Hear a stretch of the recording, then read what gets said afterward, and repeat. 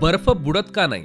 समुद्रात तरंगणारे मोठाले हिमनग पाहिले असतील किंवा ग्लासात टाकलेले बर्फाचे तुकडेही पाहिले असतील, पण कधी असा प्रश्न पडलाय का की इतकं जड असलेलं बर्फ पाण्यात बुडत का नाही?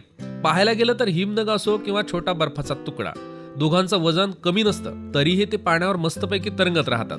म्हणजे नेमकं गुपित काय आहे? बर्फ तरंगण्याचं कारण काय आहे?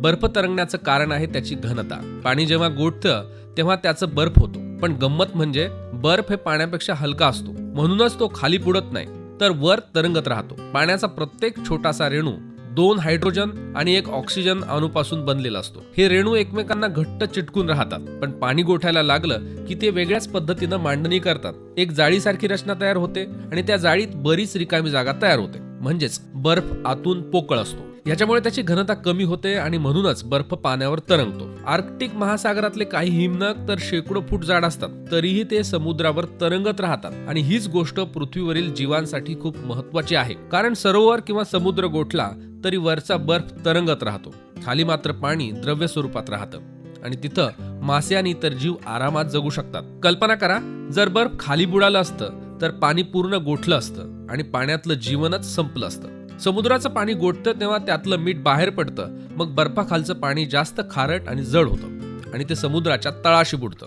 यामुळे खोल समुद्रातील पाण्याची हालचाल सुरू राहते. म्हणजेच ग्लासातला छोटासा बर्फाचा तुकडा असो किंवा महासागरातला प्रचंड हिमनग असो, त्यामागे काम करत असतं निसर्गाचं अचूक विज्ञान. लहानशी गोष्ट दिसते साधी, पण तिच्या मागचं रहस्य मात्र अफाट असतं आणि म्हणूनच निसर्ग जितका साधा दिसतो तितकाच तो अद्भुत असतो. अशाच नवनवीन माहितीसाठी आमच्या YouTube चॅनलला सबस्क्राईब करा आणि फेसबुक पेज तसंच इंस्टाग्राम अकाउंटला फॉलो करा.